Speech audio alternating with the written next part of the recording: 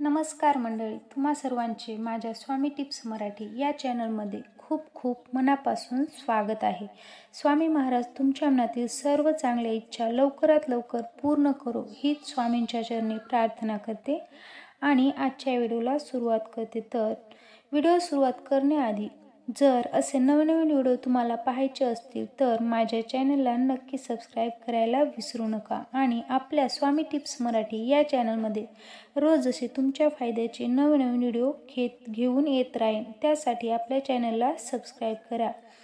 जर आपल्या कोणत्याही कामात नेहमी अडथळे येत असतील तर आपल्याला काही उपाय करायचे आहेत ज्यामुळे आपले काम नक्की पूर्ण होईल।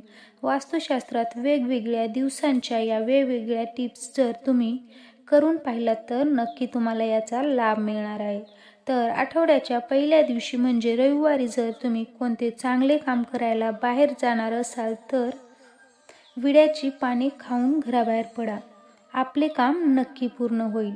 जर सोमवारी चांगले काम करण्यासाठी तुम्ही बाहेर जात असाल तर आंघोळ वगैरे करून स्वच्छ कपडे घालून महादेवाचे दर्शन घेऊन जावे, म्हणजे तुमचे काम पूर्ण होणारच। जर तुम्ही मंगळवारी कोणते काम करण्यासाठी जात असाल तर गूळ खाऊन घराबाहेर पडा, अडकलेली कामे नक्की पूर्ण होतात।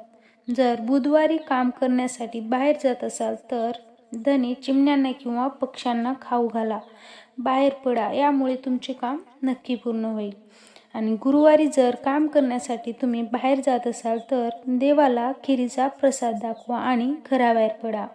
लग्न जमवण्यासाठी जात असाल तर ते कार्य पूर्ण करायचे असेल तर शुक्रवारी दही साखर किंवा दुधापासून बनवलेला पदार्थ खाऊन घराबाहेर पडा, सगळ्या गोष्टी चांगल्या पार पडतील। शनिवारच्या दिवशी शनी मंदिरात किंवा मारुती मंदिरात दर्शन करून गेल्याने तुमचे कार्य पूर्ण होण्यास नक्की मदत होईल।